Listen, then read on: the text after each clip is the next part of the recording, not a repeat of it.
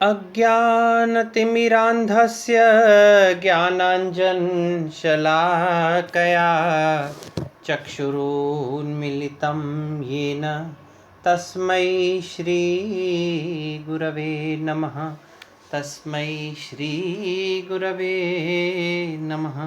तस्मै श्रीगुरवे नमः।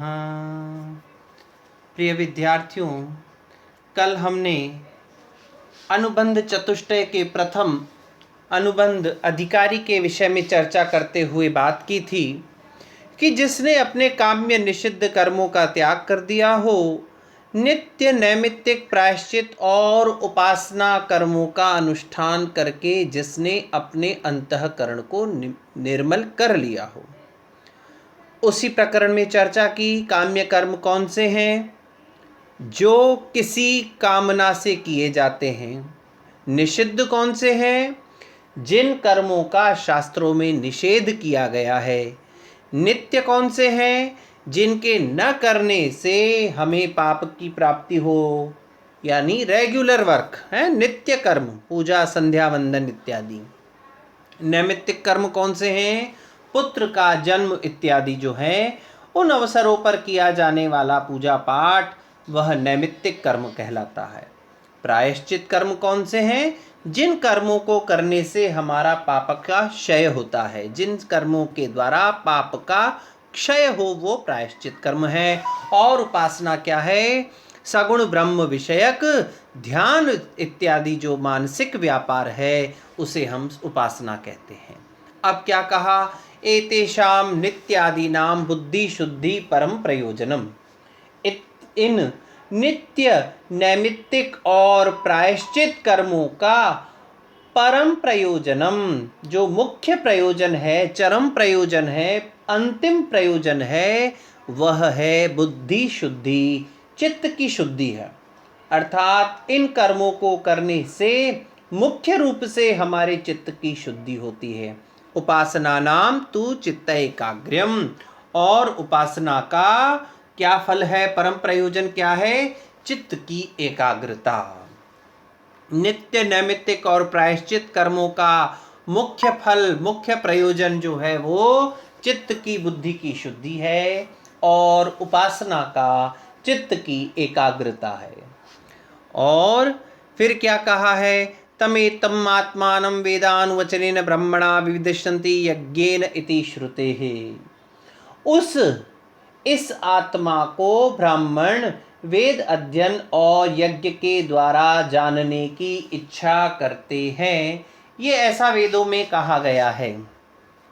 फिर क्या कहते हैं, अब इन्हीं नित्य नैमित्तिक प्रायश्चित उपासना इत्यादि कर्मों का अवांतर फल, देखिए एक था मुख्य फल, एक है गौण फल जिसे हम अवांतर फल भी कहते हैं।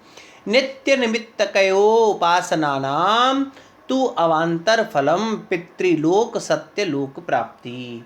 इन नित्य नैमित्तिक उपासना इत्यादि कर्मों का अवांतर फल क्या है, पितृलोक और सत्यलोक की प्राप्ति है। मुख्य इनका उद्देश्य, मुख्य प्रयोजन बुद्धि की शुद्धि और चित्त की एकाग्रता था, जबकि इनका अवांतर प्रयोजन जो है वह पितृलोक और सत्यलोकों की प्राप्ति है। अर्थात नित्य नैमित्तिक कर्मों से पितृलोक की प्राप्ति और उपासना के द्वारा सत्यलोक की प्राप्ति होती है। अब आगे आइए, हमने देखा अधिकारी के विषय में एक आया था शब्द साधन चतुष्टय संपन्न। तो ये साधन चतुष्टय क्या है, तब उसके विषय में बताते हैं सदानंद जी। साधनानि नित्या नित्य वस्तु विवेक इह अमुत्रा फल भोग विराग समाधि षटक संपत्ति मुमुक्षत्वानि। 4 प्रकार के साधन हैं। पहला क्या साधन कहा, नित्य अनित्य वस्तु विवेक। एक विवेक होना चाहिए आपके पास, किस चीज का विवेक होना चाहिए, नित्य वस्तु क्या है और अनित्य वस्तु क्या है। नित्य अर्थात जो सदा सर्वदा से अनादि अनंत काल से चली आ रही है और अनंत काल तक चलती रहेगी, वो वस्तु जिसका कभी नाश न हो सके। और अनित्य कैसी? जिसका आदि भी है और जिसका अंत भी है, अर्थात जिसने जन्म भी लिया है और जिसका नाश भी संभव है, जो परमानेंट नहीं रहने वाली, सदा सदा के लिए नहीं रहने वाली है। ऐसी वस्तु का ज्ञान, अर्थात हमें नित्य और अनित्य के वस्तु का विवेक होना चाहिए कि यह नित्य पदार्थ है, यह नित्य वस्तु है और यह अनित्य है। दूसरा क्या कहा इसी में ही? फिर क्या कह रहा है? इह अमुत्र फलभोग विराग। इस लोक और परलोक के सुखों से विरक्ति हो जाए, भोग से विरक्ति हो जाए, उसी को हम इह मूत्र फल भोग विराग कहेंगे। देखिए भाई, इस लोक के जितने भी फल भोग हैं वो सब नाशवान हैं, नष्ट होने वाले हैं, क्योंकि उनसे जो सुख मिलता है, संसार ही अस्थायी है, इसीलिए उनसे मिलने वाला सुख भी अस्थायी है। अब कैसे? आपने रसगुल्ला खाया, अब रसगुल्ला खाते ही बड़ा आनंद आया। पहले रसगुल्ले में जितना आनंद आया, क्या 10वें रसगुल्ले में इतना आनंद आता है? नहीं आया। अर्थात उसके आनंद की, उसके फल भोग का नाशवान होना। अगर उसका फल, उसका भोग, उसका आनंद, उससे जो मिलने वाला सुख था वह नित्य था, स्थायी था, तो जो पहले रसगुल्ले में स्वाद आया वही आखिरी रसगुल्ले में भी आना चाहिए था, लेकिन नहीं आ रहा है। अब छोड़िए इसको, हम एक सरल उदाहरण देते हैं। देखिए, आप लोग शादी में गए और शादी में जाने के बाद आप सबसे पहले पानी पताशा ढूंढते हैं। अब पानी पताशा ढूंढा या चाउमीन ढूंढा, जो भी आपकी पसंद की चीज़ है, आलू टिकिया ढूंढी, पिज़्ज़ा ढूंढा, पास्ता ढूंढा, चाउमीन, जो भी आपको पसंद है, आप सबसे पहले उस स्टॉल पर गए और आपने बड़ा अच्छे से मन लगा करके उस भोजन को किया। अब उसके बाद 2 4 5 स्टॉल जो आपको पसंद थी वो भी खाई, अंत में भोजन खाया। भोजन खाने के बाद चाय, कॉफ़ी, ठंडा, आइसक्रीम, जो भी था वो आपने खाया। अब आपको कहा जाए, अरे भैया अब वापस घर चल रहे हैं, तुम्हें पानी पताशे बड़े पसंद है, एक बार पानी पताशे और खा लो। आपसे खाए जाएंगे क्या? नहीं। आपको अगर कहा जाए एक पताशा और खा लो तो आप नहीं खाएंगे। क्यों नहीं खाएंगे? क्योंकि उन वस्तु से आपको अब सुख नहीं मिल रहा है, आनंद की प्राप्ति नहीं हो रही है। तो इसका मतलब इस लोक के और परलोक के फल के भोग से विरक्ति हो जाए, ये दूसरा उसका होना चाहिए। तीसरा क्या कहा? शमादि षटक संपत्ति, शम इत्यादि, शम, दम है, ये 6 प्रकार के इनके साधन कहे गए हैं। उनसे भी आपको क्या होना चाहिए? उनकी प्राप्ति आपके पास होनी चाहिए। शम, दम, उपरति, तितिक्षा, समाधान और श्रद्धा नाम के 6 प्रकार के तत्व हैं, क्षमादि 6 संपत्ति हैं, यह आपके पास होनी चाहिए, तब आप इसके अधिकारी होंगे। फिर चौथा क्या कहा? मुमुक्षत्वम।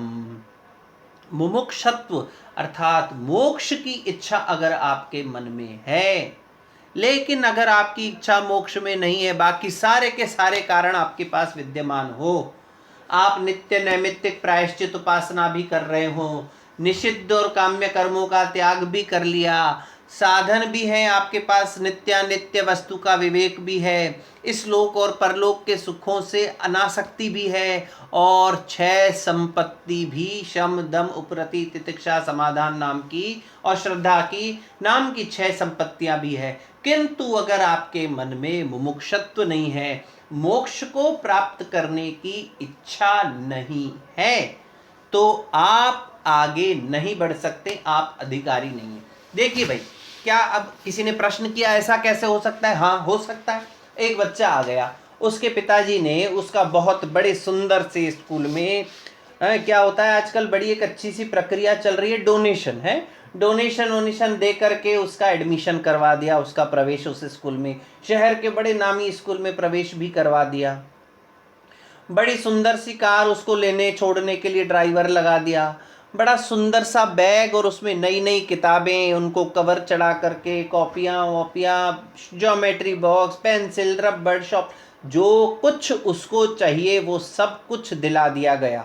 सारे साधन इकट्ठे हो गए।